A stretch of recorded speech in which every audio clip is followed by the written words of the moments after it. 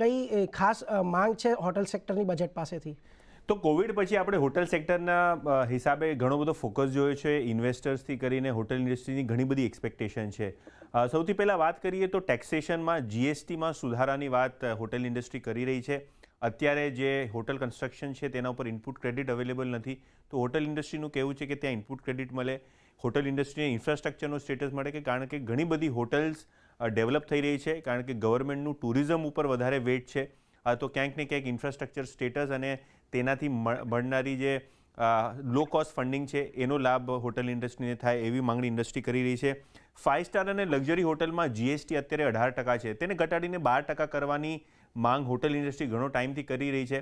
તો આ બી એક પર્ટિક્યુલર ચીજ છે જે હોટલ ઇન્ડસ્ટ્રીની એક્સપેક્ટેશન છે, ખાસ કરીને જીએસટી કાઉન્સિલથી.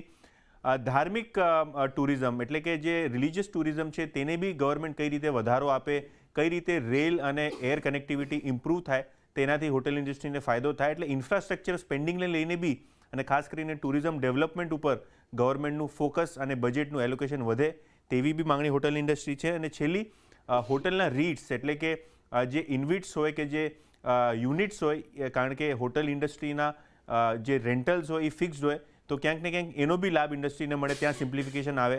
તો આ એક જનરલ વિશલિસ્ટ છે, ખાસ કરીને જીએસટીમાં સુધારો આવે એવી માંગણી ઇન્ડસ્ટ્રી કરી રહી છે. ઓકે, તો આ ખાસ